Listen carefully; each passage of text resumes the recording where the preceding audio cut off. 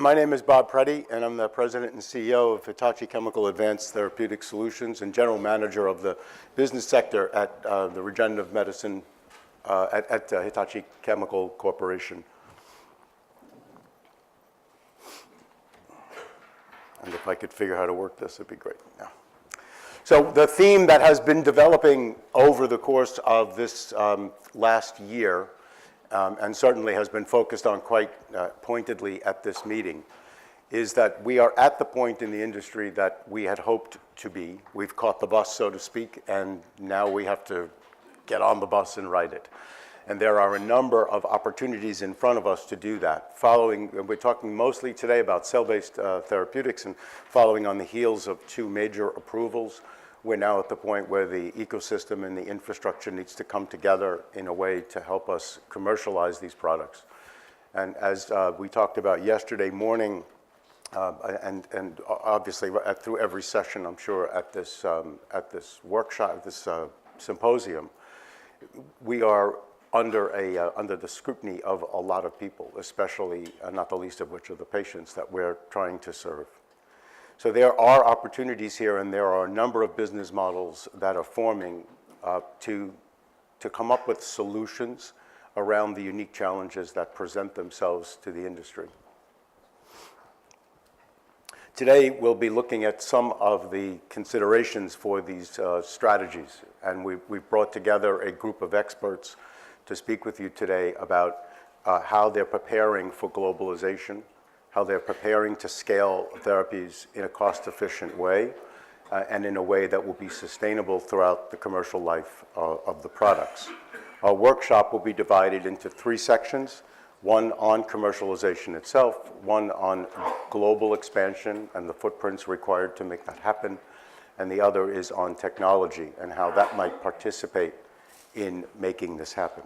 The format will be short presentations followed by short fireside chats and/or panel discussions at the end of each session.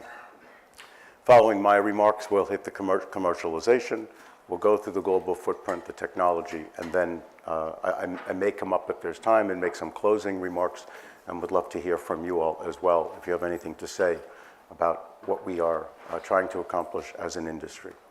The first session, section one, will be moderated by Sanjin Zvonić, who is the senior director and business leader at our company, and he's in charge of two business lines. One of them is clinical manufacturing, and the other is our commercial manufacturing services. Sanjin? Thank you, Bob, and good morning, everyone. So I'm just going to briefly open up by saying we're going to start our conversation this morning by looking at the overall journey towards commercialization and really hitting on points of what are the key factors as we look into starting from a really great translational concept and leading it to a fully realized commercial product that's successful and sustainable in the marketplace. So probably I should yield the floor to somebody who's much better equipped to talk to us about this. So it's my pleasure to introduce Azam, who, after leading the Novartis team to bring Kymriah to the market, is now at the helm of Tmunity Therapeutics, doing hopefully equally exciting things. So, Az, please join us, and let's give him the floor. Good morning, everybody. Can you guys hear me okay? Excellent. So my thanks to Hitachi Chemicals for allowing me an opportunity to speak to you guys today. So I represent a very young company, a T-cell development engineering company based out of Philadelphia. And I will make the disclaimer, we are nowhere near ready to be quoted as a commercial organization. But I just want to share with you some principles and thoughts on how, as a young company, we're thinking pretty aggressively about the challenges we see moving forward and how we're attempting to address them even as a very young company. And I'm going to start with a baseline assumption here that nobody in the room is wanting to develop breakthrough therapies and not see these products get reimbursed and reach a global scale. So let's start with that assumption. And I think if you recall the panels yesterday, my former colleagues from Novartis and colleagues from Spark Therapeutics and the panel of gene therapy experts were pretty much, I think, in alignment of the challenges. So I'm going to show you one slide and a couple of themes, and these are obviously not alien to any of you in this audience, but I think from a young company perspective, one of the things that we realized very early on, even at the stage of when we were a seed stage company, was that nobody's going to really solve these problems for you. If you look at our partners in Big Pharma, they are literally building the plane and flying it. When I had the privilege of building out the Novartis cell and gene therapies business, pretty much the challenges that were there back in 2013, 2014 remain the challenges that face the CAR-T world, certainly for now. The difference is we're now starting to see the emergence of how CMS is really viewing these products and how, unfortunately, the lag still remains in European thinking around reimbursement. So when we think about how much the needle has moved, has the needle moved that much? My humble opinion, not that much.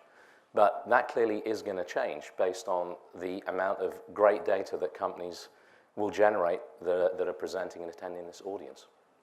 So a couple of areas that we can't, I think, ignore as small companies. And that is the emergence of real-world data, whether that comes from your products or products in the small molecule and biologic space. Because already we're starting to see the pressures that developers are facing in terms of active comparators. So 5 years ago, I would have said, you know what, you've got a curative therapy, and you can do an appropriate phase 2 trial that's going to bridge into phase 3 because it's such a compelling benefit risk. Active comparators, not a problem. We can do retrospective studies. I just don't think that's going to be the case moving forward, especially for the kind of areas that we are playing in. We're a company that's playing in solid tumors and difficult to treat hematological malignancies. And we have some ideas about how to attempt to develop CAR-Ts in HIV and also autoimmunity. And the bar is very high when you think about the outcomes that we're trying to achieve and the difference versus standard of care. So an appreciation of that and really digging in very early on and understanding what health technology assessments are really all about. Many of us have grown up knowing the quality world of NICE very well. It's something that I've never really wrapped my head around, especially when I look at the recent output for Kymriah and Yescarta. But I congratulate former colleagues at Novartis who managed to strike a deal with the UK. And I'm sure that colleagues at Gilead will also follow suit in an appropriate manner. But the volume of data that's coming is emerging very, very fast. So how do you get a handle on it? And so we're already starting to think about strategic hires and roles we want to create to think about this from a very early stage HUR perspective. Clearly, there are great consultants and colleagues we can lean on, but there's no premium for actually embedding that thinking within your own company and growing that talent to shape the ecosystem with you. So this is something we're pretty committed to. Allied to this, and probably if I was to draw another circle around this, would be the whole world of IT and digital, and thinking about how do we build the capabilities now up front. And I'm not talking about having that person there to solve your Microsoft 365 problems every morning. I'm talking about a senior leader who has experiences in terms of really thinking from a visionary perspective, where is the world moving to from an IT perspective? How are we looking at AI? How are we looking at blockchain? All these other disruptors that, frankly, I don't think as an industry yet we've really thought about in terms of how to really embed. Clearly, Big Pharma is looking at this in terms of supply chain, et cetera, for small molecules and biologics. But getting that ecosystem thinking and thinking about how you tie that into manufacturing build, I think is going to be pretty key. So this year, we have actually hired such a leader within our organization to start to help develop a blueprint around how do we embed the latest technological thinking when it comes to manufacturing sciences, integrating that back into clinical data, and try and create that seamless capture of data as it reads out real time from a clinical trial with patients. How are we understanding that, reverse translating back to optimize our process with a view to really moving and enhancing the next generation or even that current generation of product. I won't belabor the second circle there. I mean, you heard so many presenters talk about this topic yesterday in terms of the need for novel reimbursement. And it's really, really hard to get novel reimbursements in when you're in a big company because you can't just make one-off decisions and not think about the rest of your portfolio. And this is something that if my Big Pharma colleagues were here, they could describe how challenging it really is thinking about annuity models. But some of you may have heard Matt Patterson talk about this in the panel on gene therapies yesterday. And I think there is going to have to be a courage by smaller companies as we think about what that commercial world will look like. I mean, companies like ours, we We want to grow. We want to ultimately commercialize our products one day if we can. That may be solo, that may be with partners. But if you think partners have a solution to this, I think you're sadly mistaken. Everyone's really trying to learn in real time at the same time. So building that capability in-house, really understanding strategic access from a global perspective is so critically important. And that's something we're committed to now. So I'm not got somebody enrolled for this position, but I'm hoping to get somebody in the role by first quarter next year. As we then think about customizing the model itself, so the sales model that you're now seeing emerging for certainly the adoptive cell therapies and probably likely for the gene therapies as you look and see how things are being built out, there isn't going to be a need for sales reps. There is going to be a need for very, very strong medical account management and very, very strong medical liaison infrastructures. And I'm talking primarily about the US, but to be honest, I think if we think about the challenges that customers and consumers are going to have in other territories, it's not going to be too dissimilar. And that requires capability build in medical affairs and account management pretty early on in your life cycle, especially if you look at the timeline for how quickly these products are going to get moving through the regulatory system. If somebody said to me in 2012 when the first CAR-T patients were dosed, 3 patients were dosed, the original pot was established, and I got involved with Carl June and the team in 2013, I did not believe that in 2017 there would be a product approved, but it happened. And that's going to be the reality, I think, as we go forward, providing obviously there are no setbacks, providing there are no class effects with gene editing and all the other great things that are going on. I think that cycle in the US certainly is going to remain on that trajectory. And certainly we've got a very visionary FDA commissioner right now who's building off that. And I just hope that European regulators follow suit in terms of giving companies a chance to really think transformatively and get some of these therapies available to patients. And last but not least, it would be amiss if we didn't mention concerns or opportunities or gaps, however you want to look at it, from the whole issue of chain of identity and manufacturing, linking that to actually medical hubs and tying that back to actually the first point in terms of real-world data technology and how you capture that information. This whole integration piece, I think whether you're going to be an allogeneic company, an autologous company, a gene therapy company, it's going to be different. And there are a lot of great partners out there now that have really invested and built great businesses around this. But within the company, having people who have that expertise, who really can think through an end-to-end vision for a chain of identity, and actually thinking about how this could be potentially disrupted moving forward is also going to be key. So look, I just shared a couple of thoughts of areas as a small company of 30 people right now with high hopes and high ambitions to bring transformative therapies to patients in the next couple of years. Is starting to think about the kind of capabilities we need to build, because we don't believe those capabilities reside elsewhere. They don't reside in partner companies and big pharma to the level that people may think. And in certainly the type of dialogues I've had with future partners in our business model, it's pretty clear they're looking to us to say, well, what are your thoughts, right? So I think the onus is on the companies. And my parting thought would be, as a young company, it's really, really important to have visionary investors who share your thoughts around what you're doing. We were very, very fortunate that we have investors that supported me acquiring a manufacturing facility very early on. There were visionary investors that actually support the hiring plan that I have for areas that, frankly, traditionally most companies wouldn't do. They think about it as an afterthought, or it's okay, we'll get a partnership and we'll build there. But I don't think for the sake of our patients, time is on our side. So thanks for taking the time to listen to me this morning.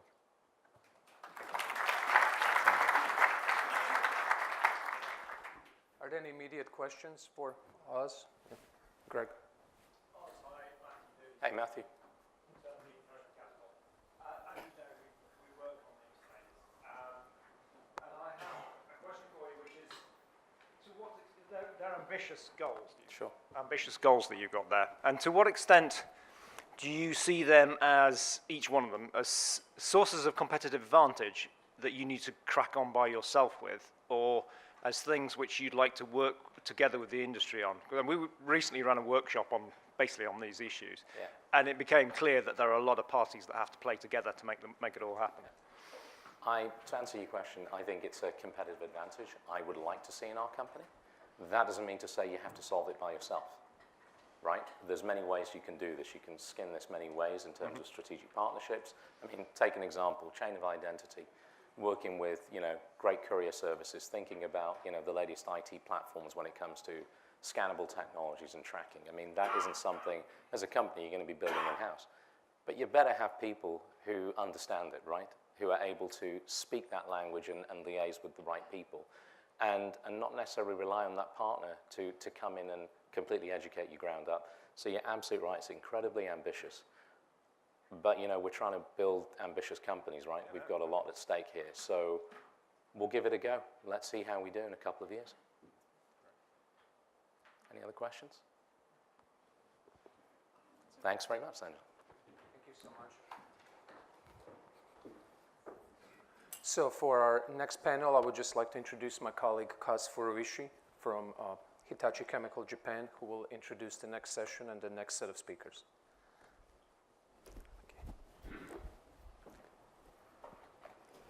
Thank you, Sonia.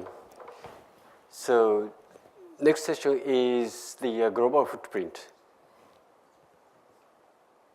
How's it? No. No. This one?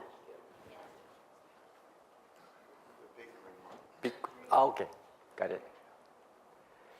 So the goal of this session is to discuss challenges related to global supply of cell therapy products, including global footprint and centralization strategy.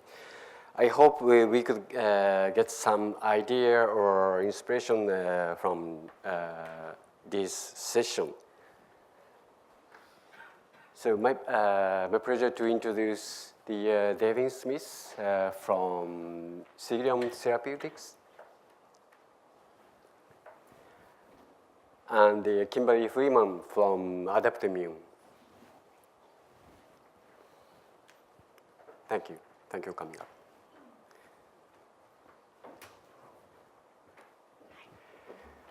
Yes. My first speaker is David Smith. Please. Thank you, Kaz. So it's a pleasure to be here, and thank you to the, still called PCT, but the Hitachi folks for the invitation.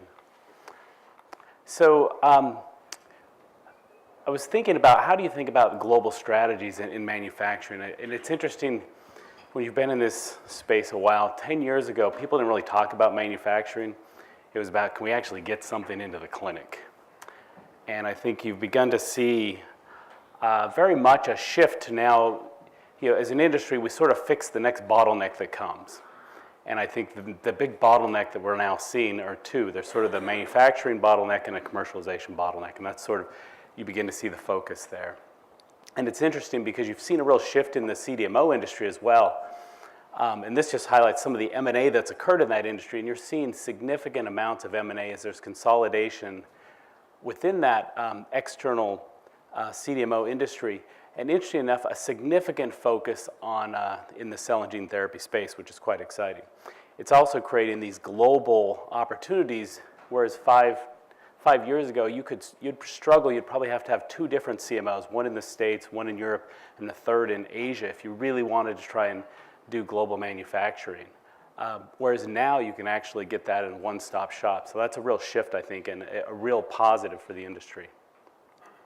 So I tried to think about how can I kind of frame how to think about when and how to go global, because it's kind of a big question to try and put in one slide. So I thought, well, obviously you're not going to need global manufacturing if you're just doing trials in, say, the US or North America. So it's kind of an obvious one to think about. If you're going global, you're going to have to think about, well, how do I manufacture globally? And then the other frame on the bottom axis is really around the complexity. And I think you really see that in, say, in some of the autologous approaches that tend to be very complicated, a lot of magic secret sauce that goes on in those manufacturing processes. And you'll notice a lot of those companies actually tend to, as Oz talked about, they will usually have in-house manufacturing expertise on that. On the flip side, more quote-unquote simple in quotes, like traditional allogeneic therapies are sort of on the other extreme, where a lot of those companies actually don't tend to own the manufacturing internally, at least not early. Then gene therapy kind of sits in between, again, depending on the complexity and the nature of an autologous or an allogeneic approach, et cetera. And so as you think about it, at least if you look across where folks are, in the lower left, you begin to see that, and this is sort of generalizations, but there tends to be an external manufacturing approach early on in that bottom left corner. People tend to use partners, CMOs, to do the manufacturing in the early trial stages because it's a simpler manufacturing process. They don't have to sink in the capital and resources required to actually build that. And as I talked about, companies that have much more complicated, they do tend to build that expertise internally. And then as people begin to shift globally, that's where it can be more mixed. So even in the complicated therapies, it's difficult for a company, a small biotech, to actually be able to have one manufacturing site for an autologous product that can ship everywhere in the world. I've yet to know of anyone who can do that, but and so that tends to be a mixed approach. So they may actually own internal manufacturing here, and they may have to have a CMO in Europe or Asia or wherever they may be. And then on the upper left-hand side, again, that tends to be much more of an external approach. Again, the key question is shelf life, I think, across all of this. And how long can once you release, how long do you have till it's got to get in the patient? And that's obviously a critical parameter I think all of us are dealing with in our own therapies. So I then took one last slide and thought about, what are some of the things that, as you talk to folks and you talk to different CMOs and also the way we're thinking about it, what are some of those key parameters to think about on internal versus external? And this is just sort of a high-level list of some of those elements. So scale capability, what kind of scale do you need? If it's your initial clinical studies, 20, 25 patients, that's very different than if your phase 3 is going to be 600 patients. Geographic scale, what do you need there? Talent is also a real consideration. I think talent in this space is becoming extremely scarce and very challenging, I think, across companies. And so that's also, can you actually hire the people you need if you want to do it in-house?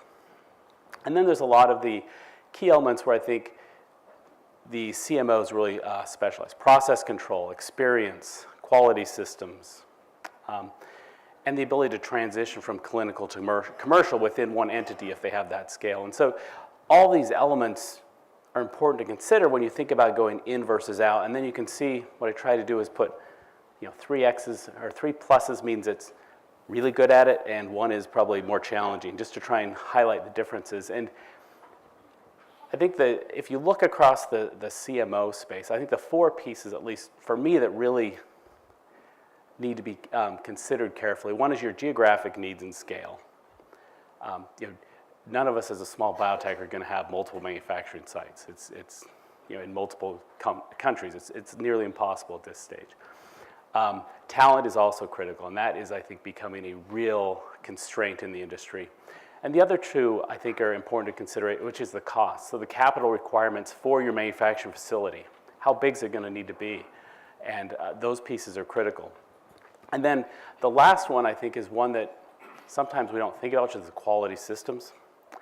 And having to integrate quality systems across your own internal site versus with an external manufacturer, those things are not trivial, and I think it does trip up a lot of entities as they try to do this. And I think this is where you have a CMO that's got sites globally, you certainly can benefit from their quality systems and experience.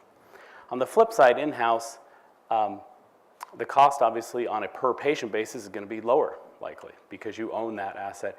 And the other big advantage on in-house manufacturing is that ability to deal with complexity, because you will own, all the magic secret sauce stuff. Those are your FTEs, and you can own that. And so it's, there's a lot of considerations. But I think the last point is decisions have to be made early. And I think early is well before your IND. And I think that's a shift that I think in this market, 5 years ago, that wasn't the case. heard many horror stories from Bob and others of companies coming, look, we're manufacturing our IND, first patient in 3 months. Can you guys make stuff for us? And I think I think the industry has become a lot more sophisticated now and understands this much better. So with that, turn it back to Kaz.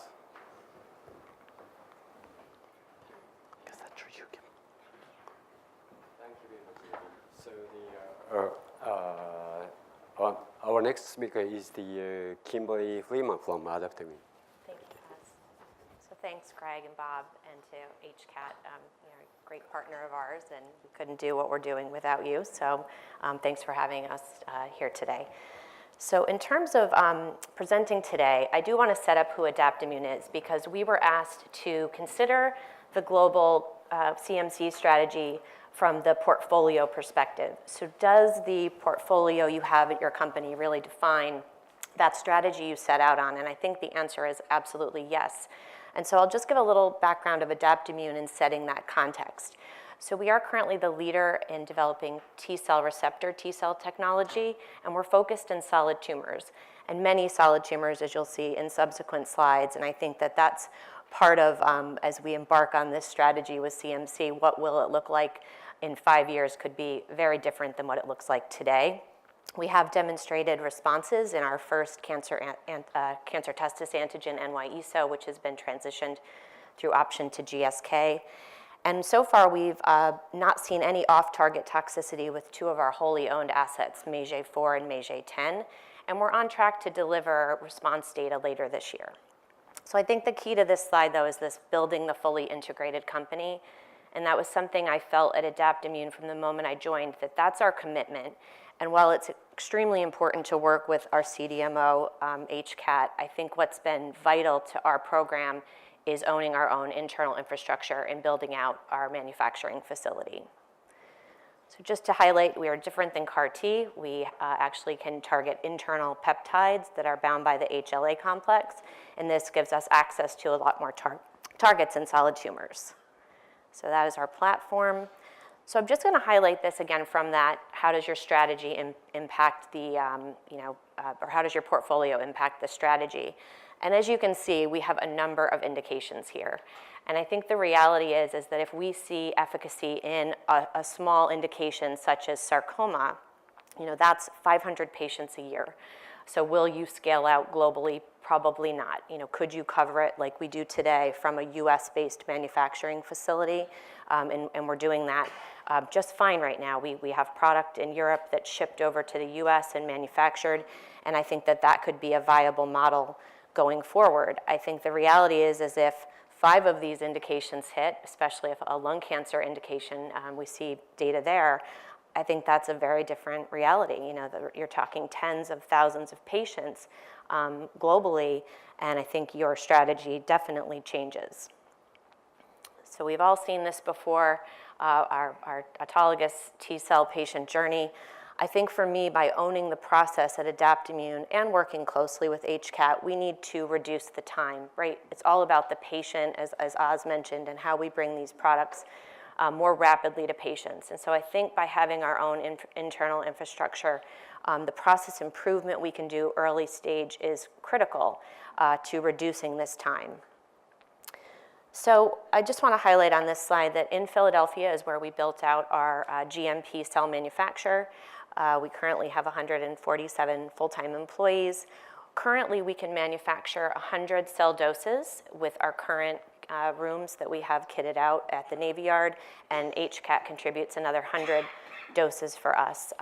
But we could scale up to 1,000 patient doses a year. We have enough space. We have not invested in the equipment, much less the people, as we heard from Devin. The skilled people, I think, is what's probably more challenging than the equipment, that's for sure. What I will highlight on this slide as well is that we've got our own dedicated vector supply as well that we are invested in with cell and gene therapy catapult space in Stevenage. And this will be a suspension vector process rather than adherent. And this is something that we'll be embarking on later this year and into early next year. So again, I think just in considering all the elements of, whether you're outsourcing or insourcing and looking globally, you have to make decisions on all these different elements. And then what do you invest in internally? Back to Devin's point as well, what's the cost implications for investing in these tools and processes as we scale up to higher patient numbers. And so I think I agree with Devin that it comes down to where you are in your development, and it's, how close are you to commercialization? What are those indications looking like? What's your scale to reach Europe? Do you have ongoing trials in Europe? Are you looking at Asia? So all these things come into play. And, as we know, without product, we can't treat our patients, much less get our clinical trials enrolled. So these are not decisions to be taken lightly. And then, as we said, each patient is a batch, and the complexity of that, again, is significant. So again, I'll just highlight here that we have material supply chain risks, and we have to mitigate those risks. And I'll just let you all review the slide, but this is something we are always talking about at Adaptimmune.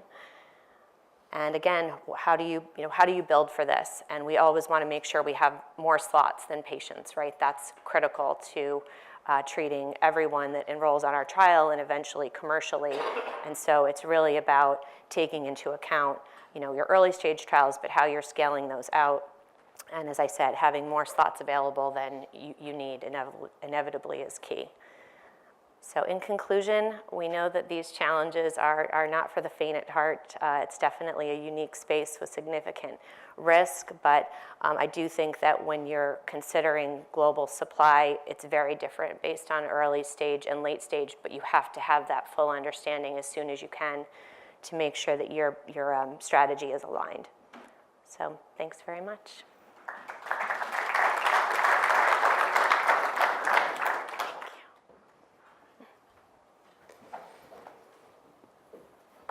Thank you very much, Dave and Kimberly.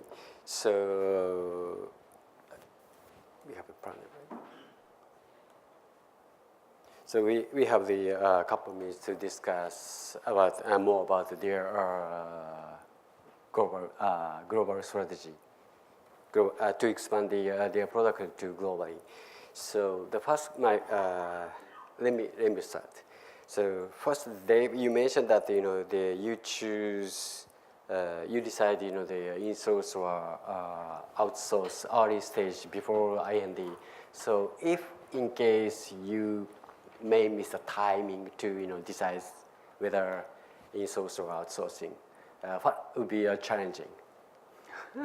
Most challenging. Yes, absolutely. It's a great point. And at Sigilon, so it's interesting because I think with what Kim's talking about, sort of an autologous approach versus we're an allogeneic therapy. It's interesting because even though we have probably very different manufacturing strategies, the points were actually all in common. And I think that early point is critical because if your plan, you miss the window and suddenly you're ready to dose patients, but you don't have a real good manufacturing strategy and you're a couple months away, you're in real trouble.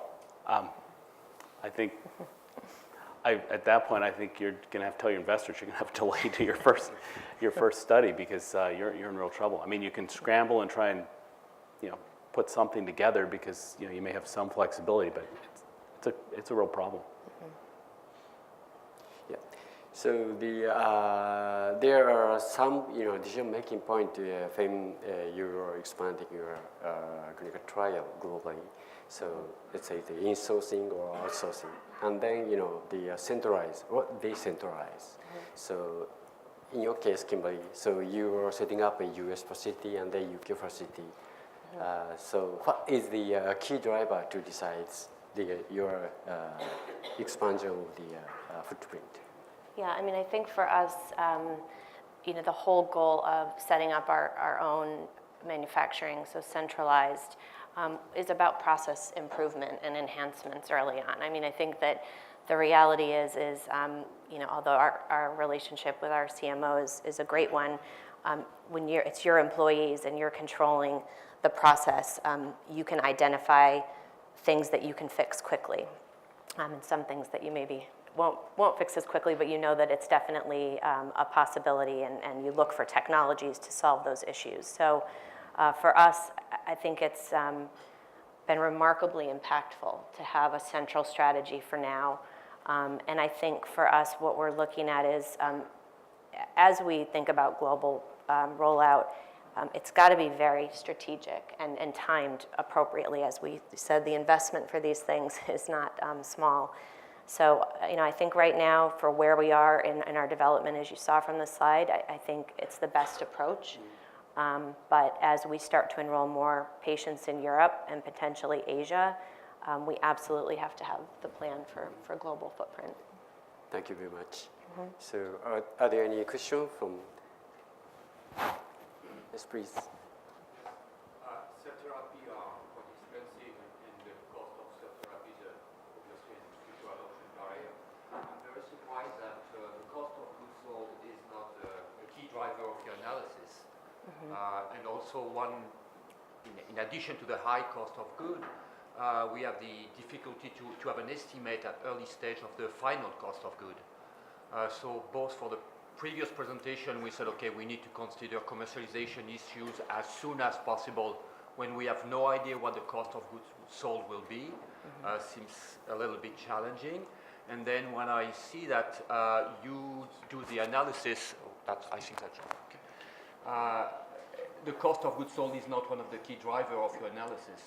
I was really surprised by that. Could you elaborate? So actually, it absolutely is. It's something we look at every day, and certainly the technologies we're evaluating could have huge implications in cost of goods. And as the head of commercial, I absolutely want to get cost of goods as low as possible, because for me, my number one role, in this position is patient access. And yesterday I was a little surprised that we didn't talk about out-of-pocket expenses for patients, and with all the payer challenges, so that actually bothered me a little. But so the reality is we do this, and actually I have some manufacturing colleagues in the room, and we've got a couple wonderful technologies that will allow us to reduce the number of employees needed to run machines, close down that patient journey time, also ramp up our T-cell manufacture to much more higher volumes, and so it will impact cost of goods. So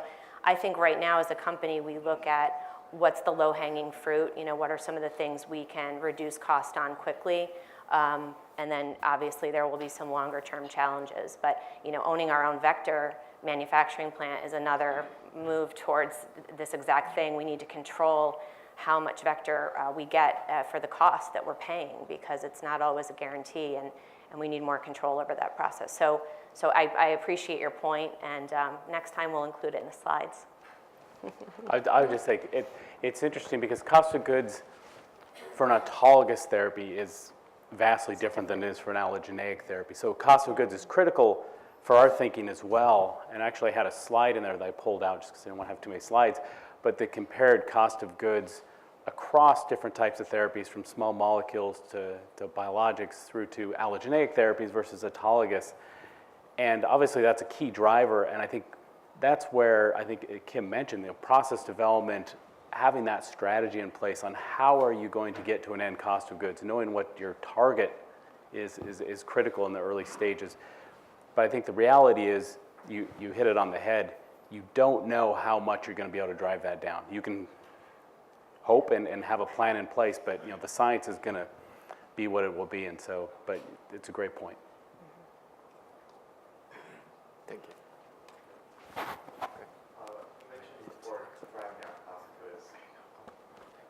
At what point is automation considered? Is that more of a post-filing, or are you trying to get that in earlier in the process? I mean, for us, I think as early as possible. Yeah, I mean, if there's a technology that we can implement, we would do that. I mean, especially given the scale at which we're studying such a broad range of patients and indications. I think we at Adaptimmune build for success, and that's sort of been the mantra of the company, is plan for success.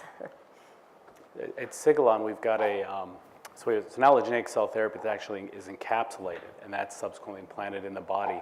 And we've actually begun building out the automation required to actually enable it to do that encapsulation process a year before we're actually going to be in the clinic. So we've done that early because that is critical, I think, to not only driving your cost of goods and efficiency, but also just having a more consistent quality product overall. So. Yeah, that's a good point. Thank you. Well,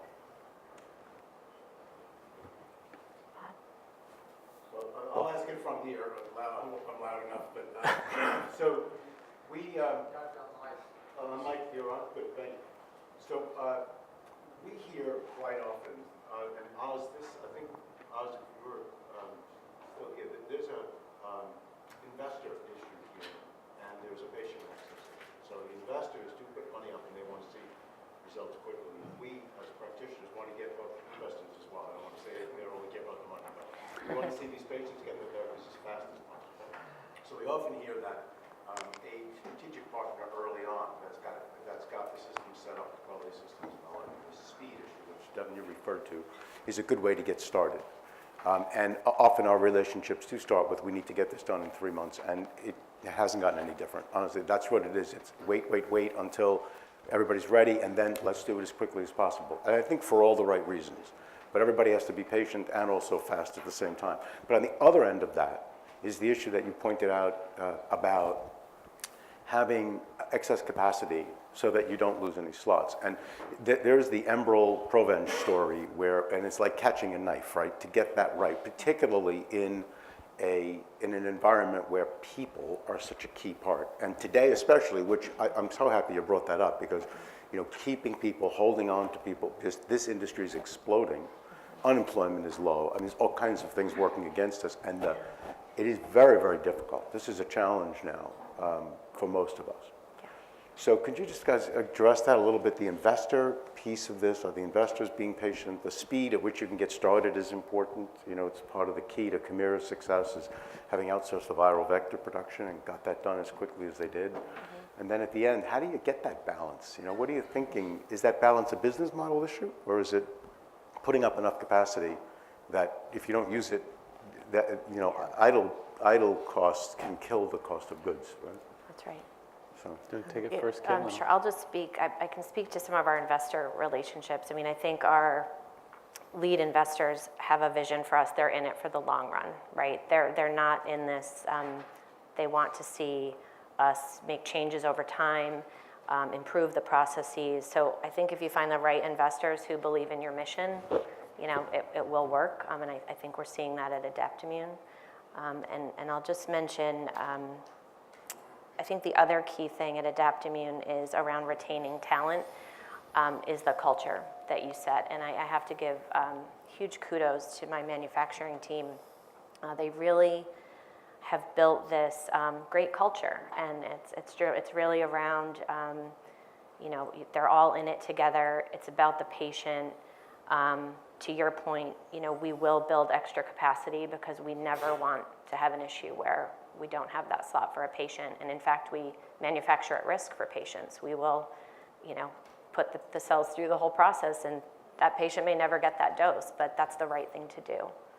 So, I don't know. And the only other thing I would add is, from an investor perspective, as Kim said, I think having, and Oz mentioned this, having investors who are willing to go with, his strategy that he's laid in place, I think that's critical. And particularly, for Sigilon, where it's a platform play, having investors recognize that it is a platform and there is an opportunity to go very big and broad with it, such that they're okay with a strategy where you're doing some investment up front into some of these areas that are critical, because otherwise you will not be able to really capitalize on the value of the platform. And then on the people front, I think Kim hit it on the head. Culture is key there. I think that. Address the speed issue. Yes, you can make it clear, sure, by building the capacity, and the investors are willing to invest. Clearly, they are, right? But they're also, you're in a race with a lot of other companies, and we want these patients to get the therapies. So how does that? Well, I think if you plan early and you make sure that manufacturer strategy is in place early enough, so the investors are bought into it, and they recognize that this strategy is actually built on speed, getting the product to the patients who need it as quickly as possible. I think that's the key balance there, because I think if your strategy is not built on speed of getting a quality product to the patient, then you've got a very different view of what. Okay. we do as an industry, I think. Thanks. Thank you. Any other question? We can have another one.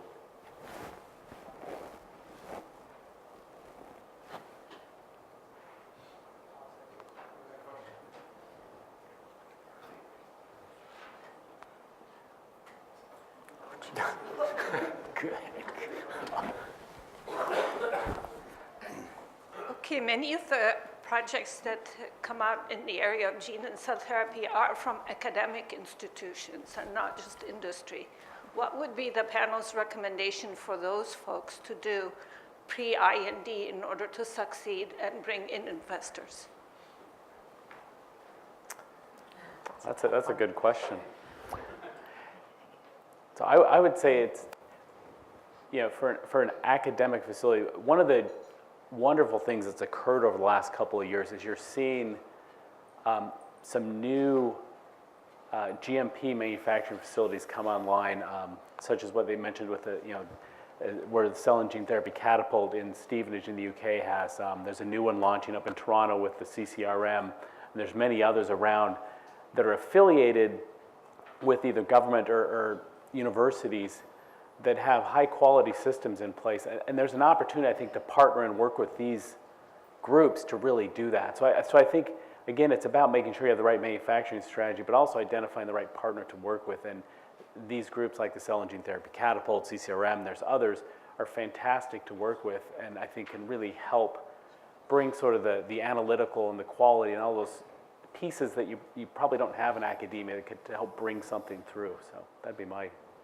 Yeah, I would fully agree. I think that, I know a lot of institutions are manufacturing product on their own, and I think, while that's great and innovative and important, I do think the quality piece we can't lose, and we have to make sure that material's GMP compliant and really, partner with those types of industry partners. Thank you. Thank you very much. Okay. Thank you all. Very wonderful. Thank you very much. Now I would like to pass the next session to the David King.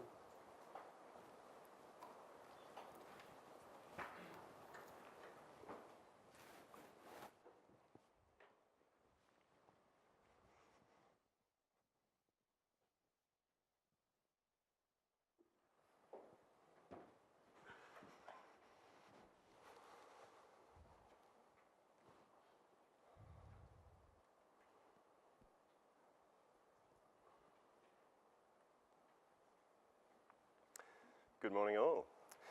So we have a very interesting topic as part of this morning's panel discussion around technology readiness strategies. And the very simple question that we're asking this morning with our two panelists is, for therapeutics in the clinic today and in the future, what should a technology readiness strategy look like? And what I wanted to do is just set the scene very, very briefly ahead of their discussions by talking a little bit about S-curves. Now, everyone in this audience will know and understand S-curves. We're talking about the evolution of technologies in industries. So this is an example from the monoclonal antibody and rDNA space. It's obviously a precursor industry to our own, one that we can look at and say, well, how did that industry evolve? And so when we look at the patent evolution, you can see the product evolution and you can see the revenue evolution of those industries. You see, firstly, they do roughly follow an S-curve. It's not a hard and fast scientific strategy. It's more of a business strategy, business theory, I guess.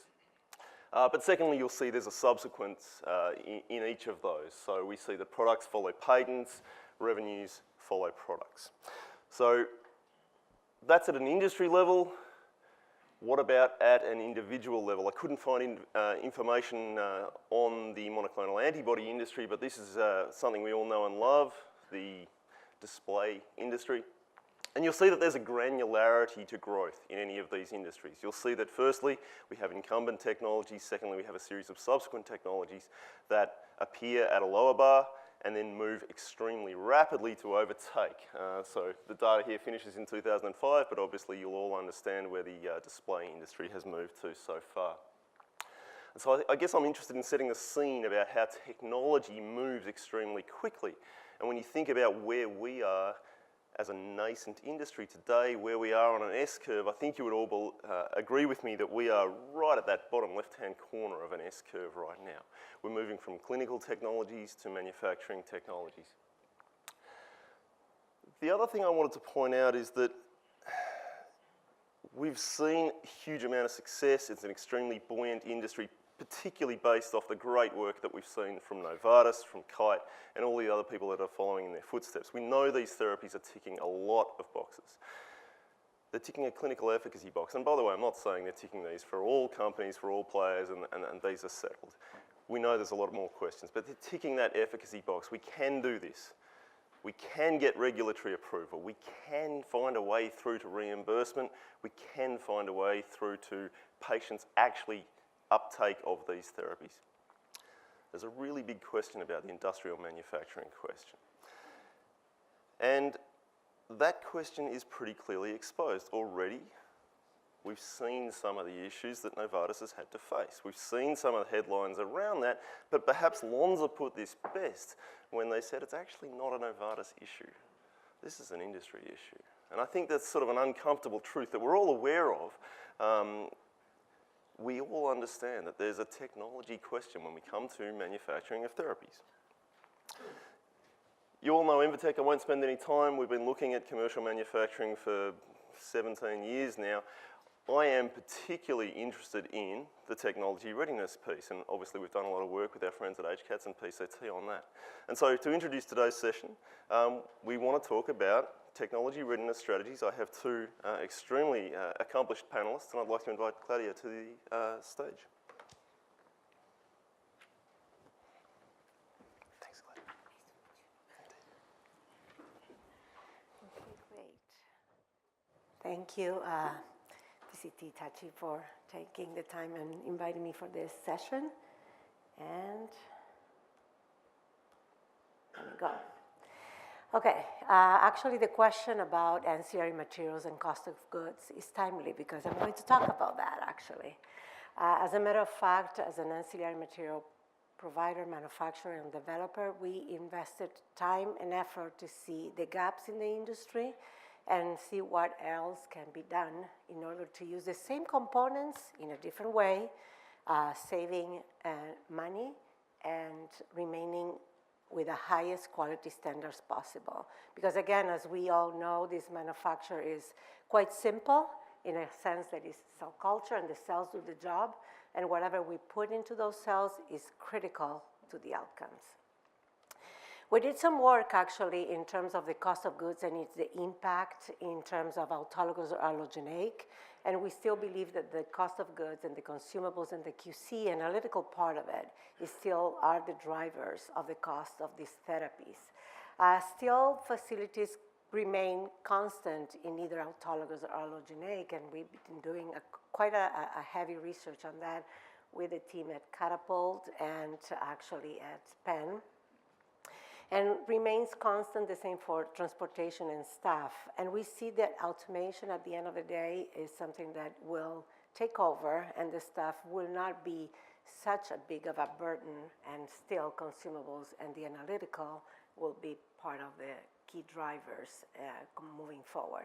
And that's why in the consumable side is the packaging, is the deliverables, is the quality systems around those materials, de-risking them is quite the investment that we need to make behind them for these cell therapies to accomplish what they need to do.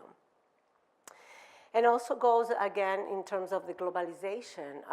The constant is that the cost of goods is going to be the driver for these therapies moving forward. Is the viral vectors, as Kim said, or is going to be key components that are highly costly in the manufacturing of these cell therapies.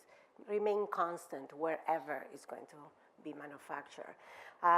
Still, the staff is a small portion of it, variable, but it's not a big impact, again, as automation comes along. And actually, the low unemployment rate right now forces us to think more about automation than before. It's like creativity is the mother of the need. This is the time to think about, well, we don't have the staff. Let's see how can we be more efficient in the way we do it. And so the challenges for us when we look into the technologies that we can apply to our products or bring into our products that can help them become better products is to think about these three technologies, kind of uncertainties that we look for. Is it worth it? Is it going to be a technology that is going to help us achieve what we want to achieve? Is it a technology that it will be ready in a timeline to scale up and be ready for our clients? And the third and most important too is that is the investment going to be a return on investment for us as an ancillary material provider? So we think about those three uncertainties all the time when we put an improvement in our products.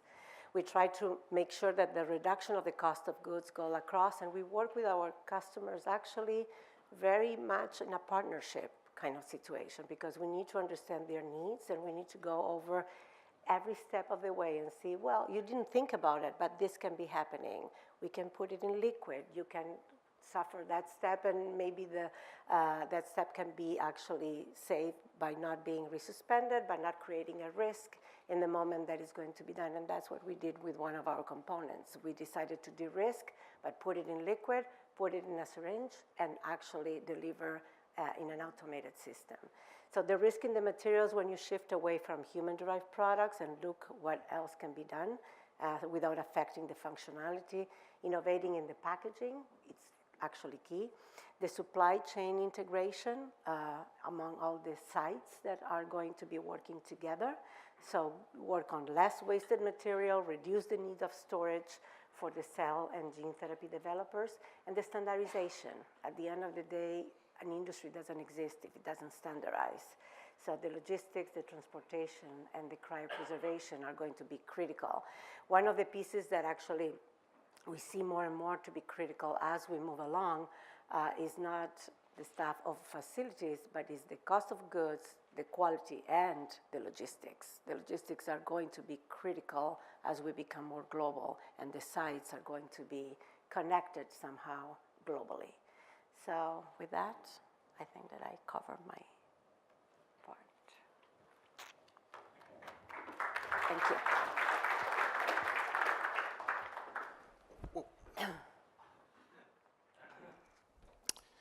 Thanks. I'm going to elaborate on a couple of points that have been raised throughout some of the earlier presentations. I'm Gill Van Bockelen, Chairman and CEO at Outsourcing, and I also have the privilege of serving as the Chairman of the National Center for Regenerative Medicine. So I think about these issues in kind of a couple of different ways about how it affects the macro landscape and kind of the field generally, and then how we think about it from an Outsourcing-centric perspective. So again, really, I'm not going to spend a lot of time talking about what we're doing other than to point out that we're an allogeneic cell therapy company that is developing an off-the-shelf therapy that is designed to treat some very large market indications in the critical care spectrum. Our most advanced program is in phase 3 for treating ischemic stroke. So when we think about some of the challenges related to commercialization, we're thinking about it at the scale to the tune of millions of patients a year. And as we broaden out the indications that we're focused on, I mean, for stroke, for example, it affects about 17 million people a year, and the number is expected to grow with the aging demographics that the global population is facing.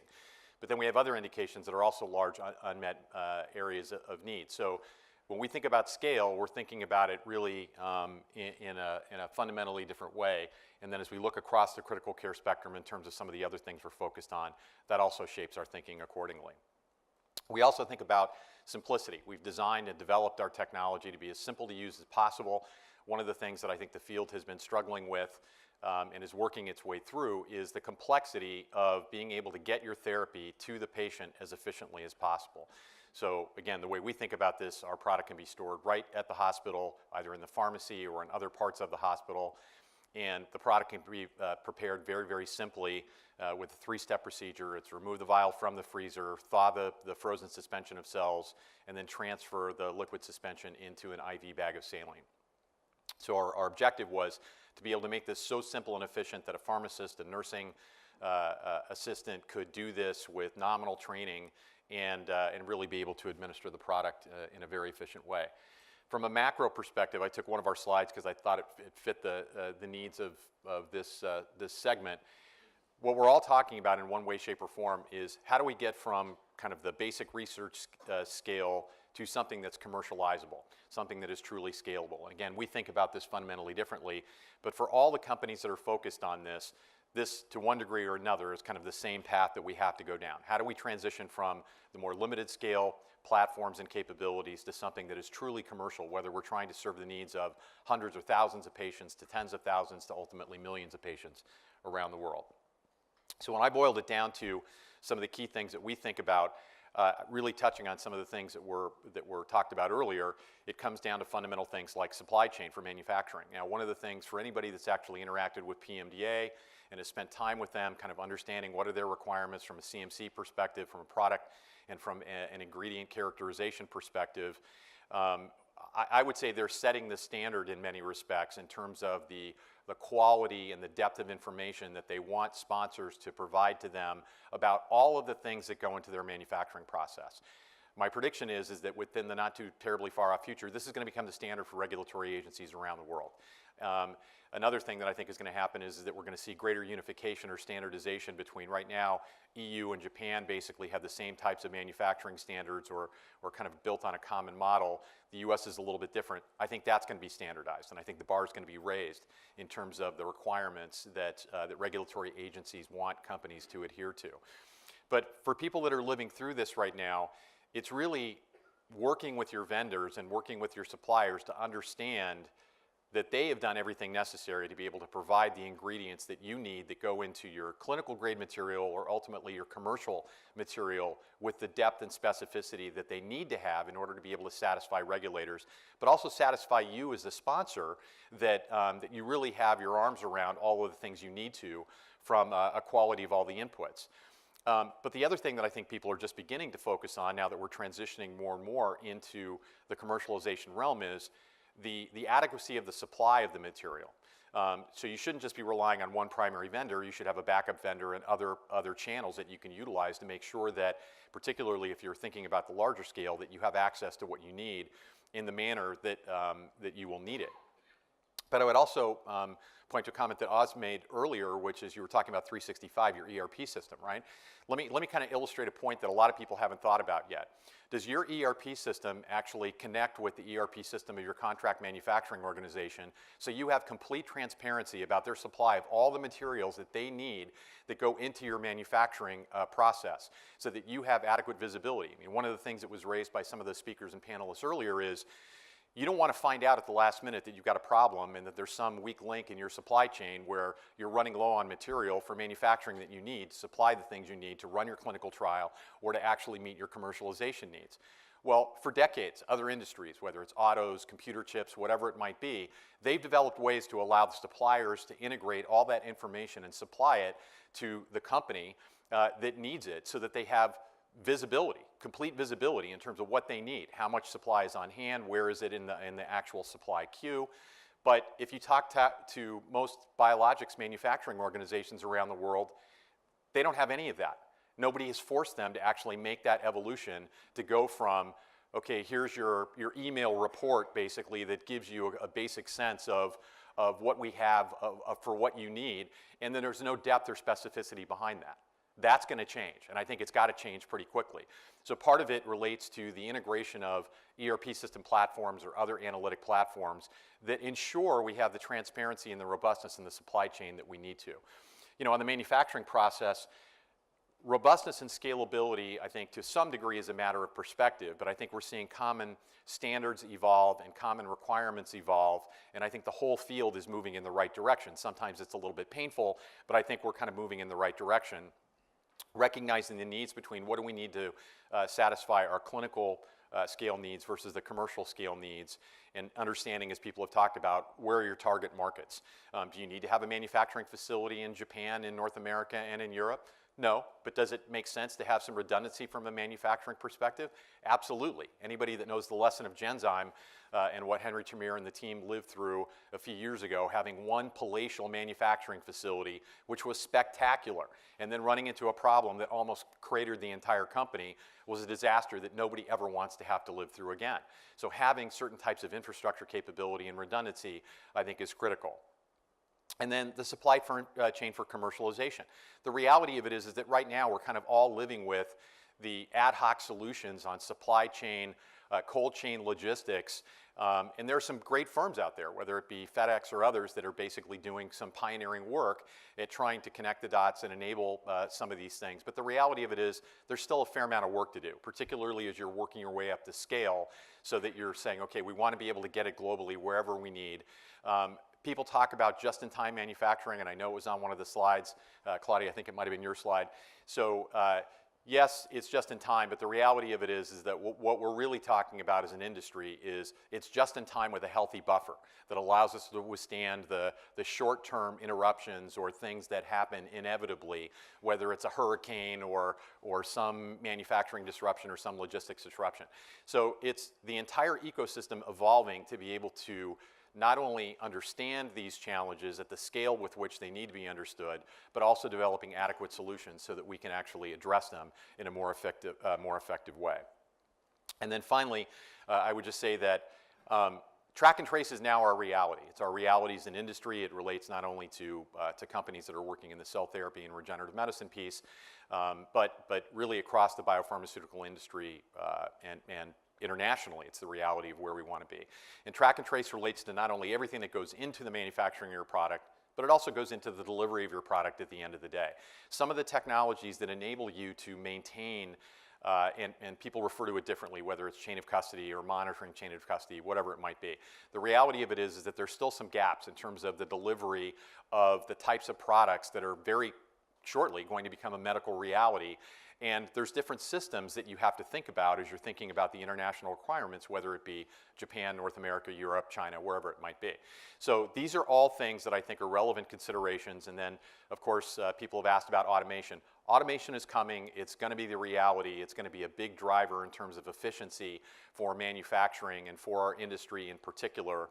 But the reality of it is that we're going to evolve our way to getting to where we need to be. It's going to take time and additional investment. And it's good to know that there are firms that are focused on that in terms of helping companies and sponsors integrate that type of technology to make that our new reality. So with that, I think I'll close my comments, and I guess we'll answer a couple of questions.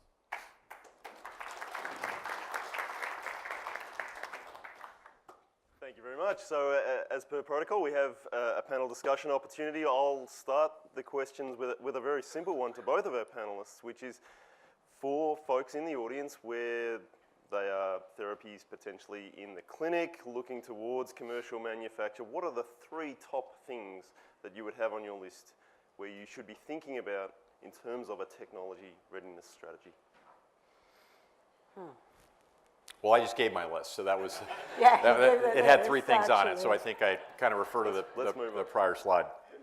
Yeah, I think that from my point of view, the risk on the cost of goods is really high. So the earlier that can be well thought process, either with a secondary supplier or packaging or whatever might be that fits the technology of choice, is critical. And the logistics, the transportation is going to be critical too. So those 2 are key elements right now as gaps that are starting to be filled out that are needed to be taken into consideration. Fantastic. So there's a couple of microphones as per the previous sessions. If people do have questions, I've got a very bright light in my eyes, but hopefully people can see those. One of the questions I hear a lot is, I need to commit to something, or I'm not going to move on. Right? We talked a little bit about S-curves. We talked about all of these particular challenges and how fast things are moving. How do you commit to something without suffering that risk of obsolescence? What's the balance there? Yeah, it's a problem. It's a challenge. I think one of the nice things about our industry is that most people are within our industry, and I think the way it's evolving is that we can think modularly about manufacturing, right? So you don't have to build out a massive manufacturing facility in order to be able to get in the game or do what you need to do. What most people are going to do is they're going to work with the CMO, and sometimes more than one. We work with several, actually. And the point is that you can start with modular manufacturing capabilities and optimize and refine the footprint that you need to do what you want to do with the efficiency that you need for that stage of development. Now, somebody asked, and then from there, I don't want to make it sound like it's cookie cutter, but the reality of it is that once you've got that module and you've kind of worked out all the kinks of what you need, you can replicate that pretty efficiently. right? So, and in fact, we're seeing this play out at facilities internationally all over the place, right? Now, the difference between companies and contract manufacturers is contract manufacturers build the modules typically the way they want, and then the client has to kind of work their needs around that to say, okay, what can we do within the confines of that particular module? Not everybody works that way, but I'm just saying that's kind of standard practice, if you will. And it kind of makes sense operationally and financially if you want to think about it like that. But I think what is quickly going to happen is you're going to see sponsors taking more control of what they do to define, as they're gaining experience, to design and implement what they need in the way they need it, and then doing that in a way where they're prepared to run really fast so that they can meet the demands of the commercialization on the other side, if that makes sense. Absolutely. And there are a lot of actually, I believe, adoptions of technologies that are outside this industry right now that are adapted and actually the industry is being very smart in a way. Companies are picking up on those and building up their pipeline of bioprocessing in a way, and even QC in line of technologies that already exist and adapting. So they are the ones that are creating actually the automation per se, the footprint at least. Excellent. You have a question?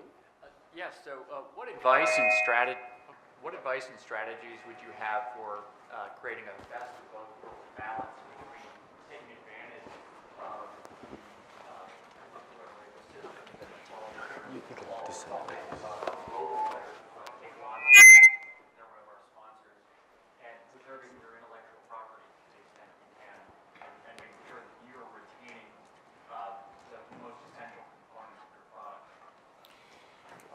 Well, if I interpreted the question correctly, because there are a lot of different facets to it, I would say that don't take anything for granted, whether you're dealing with one of the leading contract manufacturing organizations in the industry, whoever it might be, right? You've got to interact, so don't just rely on them and their experience to basically solve the challenges that you might be faced with. Control your own destiny as much as possible. I think one of the mistakes that many of us have suffered through in the past is that sometimes we just kind of trust that the other side has the right solution. They know the best way to do something. Look, the reality of it is that, and this is not a pejorative on contract manufacturers, but the reality of it is the sponsors are going to care way more about what we do and how it gets done than any of the intermediaries that we work with, right?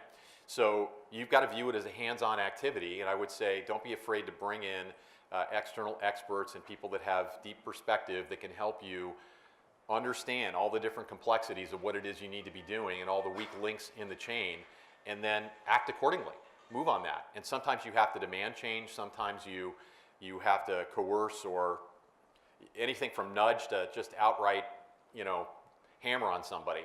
But the reality of it is that that's what forces evolution and progression and getting to higher quality standards and greater consistency in the ways that we need it. And with that, does that kind of answer generally? Yes. And have you ever seen any IP put around quality systems to follow? Yeah, I'm not the right person to ask on that, but look, I think that, anyway, I'm not going to comment. I'd have a side conversation with you if you want, but yeah. I think that contracts are actually a side note that needs to reflect that activity. Be able to make sure that in writing you have that desire to have your own control of what you're going to do. If you have it in writing, everything is going to. Yeah. I mean, the good news is that we're seeing an incredible evolution. All you have to do is look around at the number of companies and the things that they're working on here this week, how far this has come. And again, want to give kudos to Bob and his fantastic leadership of ARM over the past several years, because that's been a big driver, and Claudia's participation in that as well. But I think that we're seeing an incredible evolution, and so what's happening is that the bar is being raised on many different levels of what we're doing, and that's a fantastic thing. There are some growing pains associated with that, right? But the reality of it is that we're all learning from each other, and that's one of the things I love about this industry. It's very collaborative and collegial. We're teaching each other, and we're not afraid to do that, and that's a good thing.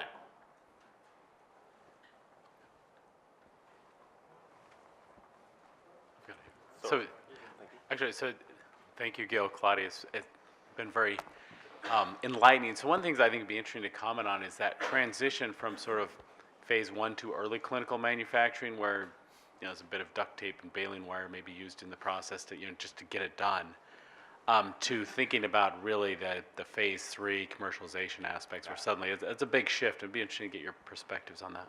Yeah, well, I'm sure that one of the things that everybody here recognizes is you're making that transition into phase 3. You've got to have a lockdown process, right? And that means you have to have thought it through from start to finish, and you need to be ready for what the regulatory requirements are going to be. That doesn't mean that it's not going to evolve over time, but the evolution and the depths or the things that you will need to do to basically incorporate improvements or adaptations or increase the efficiency of things, you know, that's a regulatory discussion, and I think it's one of the things that people need to be prepared for. I absolutely agree with your comments, Devin, about you got to be planning for it early, well ahead of time, right? And the good news is that we're seeing companies now that are prepared for that because of the experience, and they can think far enough ahead where they can plan adequately and successfully for the types of challenges that they're going to be facing in the not too far off future. It's two fundamentally different areas when you're looking at early stage clinical development and what are the demands of something like that, you know, versus making sure that you're ready for a pivotal study and the demands of what you're going to need or the requirements or what you're going to need for something like that. It's a bigger problem. It's much more complicated, and it takes a whole team of experienced people to be able to make sure you get it right. Yeah, but the earlier that you have all this planned, the better. It's like, I believe it's like a PhD program. You start year 1 planning and moving forward, and by the end of the 5th year, you have your degree, you're fully loaded and ready to run. So that's the way it is. That's the theory. Well, I want to. Yeah. So you put up some S-curves, which let's take that as we attest the fact that we're on an S-curve. Where do you think we are on that S-curve from a manufacturing development perspective? And what are I'm asking it because I think there's some important implications where you are on the S-curve based on that would then determine the extent to which you drive for automation, the extent to which you drive for traditional cost of goods reductions. So maybe you can comment on that as well. Where are we? I think that we are actually at the very beginning of the log, getting into the log phase. And that's where I believe we are right now. So despite all of the efforts, despite the 1,000 companies, we're still right at that. Well, at least in the automation side, I think that we are definitely. In the cost of goods, we are a little bit more evolved, and we are evolving day by day. And I think in terms of the cost of goods, it's going to be a matter of scale, because the truth is for us, providers to invest in technology, to invest in quality systems, has to have a scale. But at the end of the day, we are all working towards the reduction of the cost of goods as we speak in different levels. And we can go more into details and granularity, what we are doing right now, and what is the plan in the next 5 years, at least for us. But I think that we will get there in the terms of cost of goods. In terms of automation, I think that there is a lot of opportunities and companies that are already trying to make it happen. So we are in that piece that eventually in the next 5 years, we will see. Yeah, I completely agree with that. I think that we're just starting to climb the curve, so we're kind of at the interesting part of it, if you will.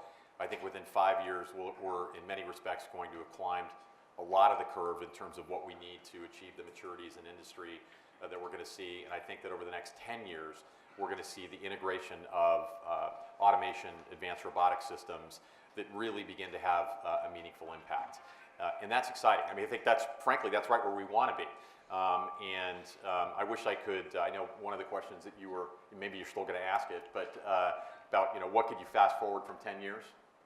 Yeah, I mean, that can't happen fast enough from my perspective, is to see the integration of that automation and some of the other, it's analytics, but it's automation, it's those types of things that I think are going to provide a benefit for the big areas that you really need to unleash the full potential of some of the technologies that are coming.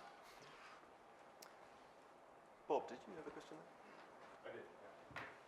So it's interesting perspective from Claudia, your view sort of selling into and partnering with the developers and Gill, your role as a developer.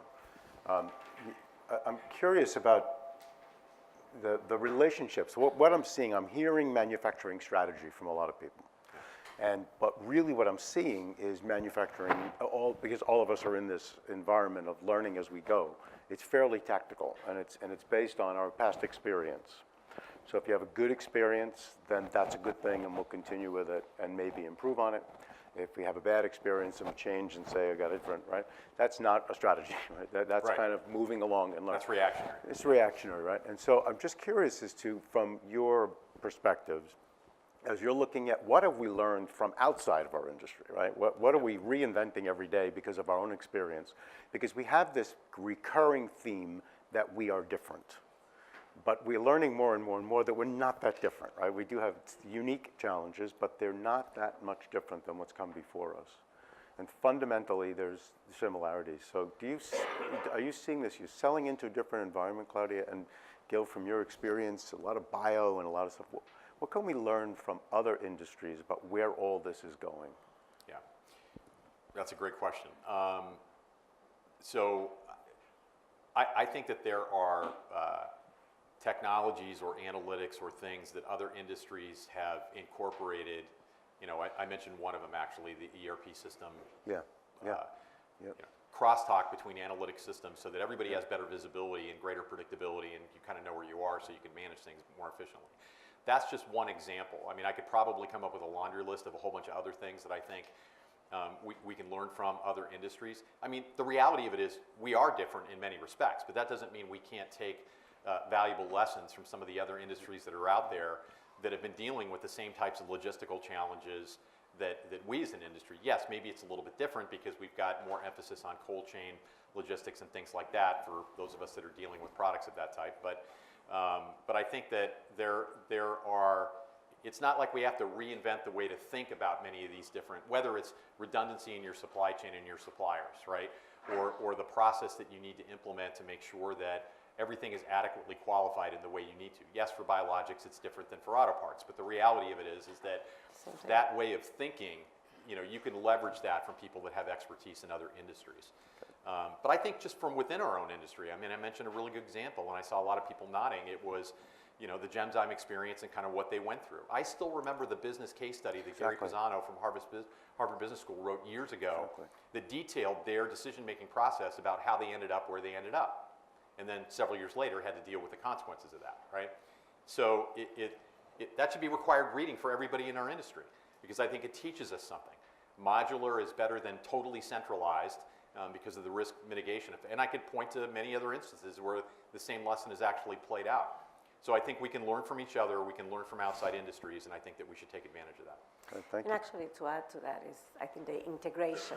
You integrate all the know-how from the different industries and adapt to this one. So we are great integrators at this point. Not only innovators because of the technologies in itself, the therapies in itself, but in terms of how to execute this, we are integrating knowledge from different industries. Is the car, is the aerospace industry, and how you assemble an airplane is exactly the same thing. And having a good pipeline of how these things are going to be assembled at the end of the day, and the risk of these raw materials and the risk of the supply chain, which is critical, and the modular. At the end of the day, all these combined and integrating all these pieces will make us successful. Automation, another good example, right? Yeah. It's not like we're the first industry to ever think about automation into its manufacturing process. Yeah, we have different requirements and we have things that we have to think about from a regulatory perspective. But the good news is that there's a lot of stuff out there that I think we can learn from. So I mean, it's a challenge we face as a provider, right, as a partner, Yep. and that, you know, we just tend to be reactionary in this, right? It is informing our strategies going forward, but it's just something just feels really hard about it because it's hard to pinpoint what the end goal is, which is where strategy starts. Right. And it's very, very difficult to pinpoint exactly what that looks like. So our moves today are intended to get there, but they're very much based on our experiences we're having every day. Yeah. And that's, you know, I guess that's just natural, but there's something uncomfortable about it. No, I agree. It's inherently uncomfortable. Look, a lot of us have spent too much time living in the here and now, as opposed to really making sure that, look, here's where we want to go, and these are all the things that we need to do to be able to make sure we get to where we want to go in the time frame that we want to get there, right? So, which is exactly what you're talking about. And I think that it's one of the exciting things over the past several years, and I would openly admit that CAR-T and the transformational work that's been done has been kind of a catalyst or an enabler in this front. Is it's shaped the perception of the entire field in a way that's really beneficial for all of us. And now it's up to us to make sure that we deliver on that. Is everything going to be successful? Of course not. We all know that. But the reality of it is that we've got enough wind in our sails, if you will, to be able to really make the big moves that we need to make over the next 2, 3, 5 years and out beyond that, Right. to fulfill the vision that I think most people, if not everybody in this room, share, which is we're going to transform medicine as we know it. And that's a big mission, it's a big responsibility, but I think we are going to be able to get there. And I think that now's the time to really be making big moves on that. That's right. Nobody said it was going to be easy. Nobody said it was going to Yeah, be I easy. know. Very painful, actually. Absolutely. Further questions from the audience? So perhaps one last very simple question, Yep. which is, I guess this entire session was based on assumption that you need a technology readiness strategy. But we know how fast things are moving. We're sort of building the ship as we sail, if you like. What's the risk in a wait and see, an ad hoc approach to technology readiness? Sorry, What's the risk in having just taking an ad hoc approach? Yes, with David Smith. you know, sometimes we need to think that the juice is worth the squeeze, you know, and I like that quote quite a bit, and that's what we are targeting on. I think the risk in the look, the reality of it is that most of us are forced into a situation where you've got to deal with things on a, as you go ad hoc kind of basis. I mean, that's just the reality of it, right? But I think that people that exclusively live in that, and I don't think there are too many organizations out there that do that, I think you have to be forward thinking if you want to get to where you want to go, if you want to be successful ultimately.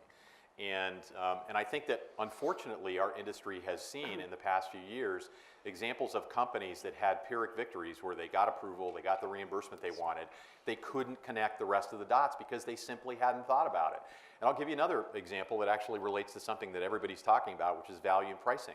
There are unfortunately examples of companies that got approval, got the reimbursement they wanted, didn't educate the market in terms of what they were bringing, and why the pricing and reimbursement strategy that they had successfully achieved, why that was justifiable and was delivering substantial value to the marketplace. I mean, if that's not myopic thinking, I don't know what is, right? And to this day, some of those organizations still say, well, that's not our responsibility, right? They needed to get ready for us. We didn't need to educate them to make sure that they were ready, that we were coming. And I think that, again, we should be learning a very important lesson from that. Which is, it's our responsibility to make sure that we make our case to the outside world. And I think we can do that in a very compelling way, and I think we're going to see more and more examples of that. But the people that just kind of ignore that, don't incorporate it into their technology readiness strategy and their commercialization strategy, are, frankly, they're doing so at their own peril. Thank you very much. Patty, Gill.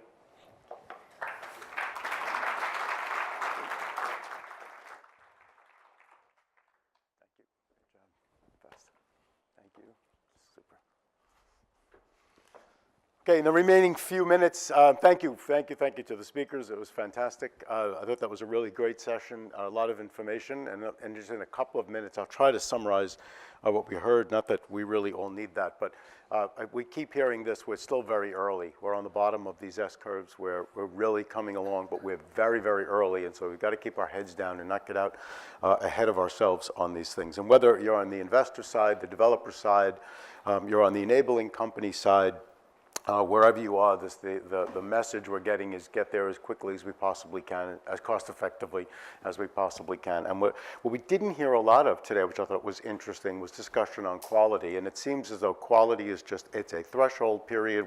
If you don't have it, you're just completely out of the game. And now it's about trying to figure with that as a platform, how do we move as quickly as we can and as cost effectively as we possibly can. The next point is that understanding the manufacturing process and ownership of the manufacturing process and ownership of the commercialization strategy really belongs to the sponsors. And those of us that are in the business of trying to help have to continue to recognize that we are here to serve. When I was challenging the last panel with the questions about how different are we, one of the things that makes us very different in this industry is the lack of platforms. And that we basically are, I like to think of it as grandma's cookie recipe makers, right? People come to us and they say, here, I have this thing I really can't define. If you make it in this exact same way every time, it'll be great. And I can't use any platform of mine to make that more efficient. And so what are you choosing on? You're really choosing on relationships. And those relationships have to be quite flexible because it is very common, especially early in the manufacturing process, but even in late stage clinical trials, for our client partners to come and say, listen, I've changed something about the manufacturing process.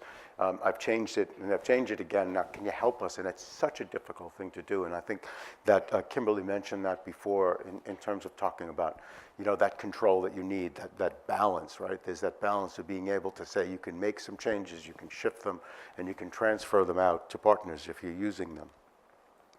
So this concept of relationships is really critical and getting on a journey together. As George Goldberger always said, we are fellow travelers in this industry. And if we approach that as partners with each other and move this forward, looking out at the long-term goal and starting out with the end in mind, looking at this target product profile and then making all of these decisions that we talked about, whether it's early stage to late, late to early, whether it's a viral manufacturing, it's a global strategy, it's how many patients. We went from 50 patients to 1 million just in this panel discussion. It's really important that we're able to form these models and use experiences from the past to make that happen. And I'm struck with this whole thing about AI that's coming and this Internet of Things is going to be really important in that. And Gill, I love the concept of having connectivity with the partner, the client partner. I mean, it always feels funny even calling those of you in the audience clients. We don't feel that way. And the one thing I would say is that you have no idea how much we care. None, right? And I know that's such a difficult thing. We know how much our developers care. We do. But I think that gets lost on the other side. And I think so. I would just ask you to be patient with us. We are trying. We really, and it's right across the board that there is nobody who doesn't show up to work in this industry thinking about the patient and the client and doing the best job that we possibly can. And there is absolutely no reason to bludgeon us. Okay, thank you. You don't have to do that. I'm going to leave the audience with that and say we have required reading and we have homework. Pisano, is that it? All right. We have homework. Let's do our homework. Thank you very much to the speakers and to all the sponsors. Have a good one.